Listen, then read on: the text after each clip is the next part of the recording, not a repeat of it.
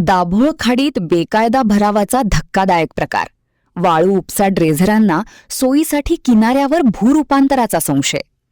गुहागर तालुक्यातील दाभोळ खाडीतील विसापूर परिसरात वाळू उपसा करणाऱ्या ड्रेझरांना किनाऱ्याला व्यवस्थित लागता यावे यासाठी खाडीच्या किनारी मोठ्या प्रमाणात बेकायदा भराव करण्यात आल्याचा प्रकार उघडकीस आला आहे. या घटनेमुळे परिसरात खळबळ उडाली असून प्रशासनाच्या भूमिकेवर प्रश्नचिन्ह निर्माण झाले आहे. पंचायत समिती सदस्य मंगेश जोशी यांनी या कथित बेकायदा भरावाची तात्काळ चौकशी करून संबंधितांवर कठोर कारवाई करण्याची मागणी महसूल विभागाकडे करणार असल्याचे सांगितले.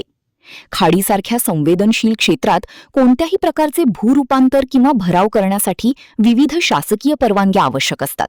त्यामुळे हा भराव नेमका कोणाच्या परवानगीने करण्यात आला असा सवाल उपस्थित होत आहे. स्थानिकांच्या मते ड्रेझरांना सहजपणे किनाऱ्याला लावण्यासाठी आणि वाळू वाहतुकीची प्रक्रिया सुलभ करण्याच्या उद्देशाने हा भराव करण्यात आला असावा. हे आरोप खरे ठरल्यास पर्यावरणीय नियम, किनारी क्षेत्र नियमावली तसेच महसुली कायद्यांचे गंभीर उल्लंघन झाल्याची शक्यता आहे.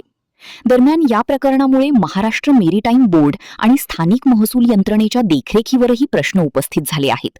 नागरिक व पर्यावरण प्रेमींनी स्वतंत्र चौकशी, भरावाची मोजणी आणि संबंधित परवानग्यांची पडताळणी करण्याची मागणी केली आहे.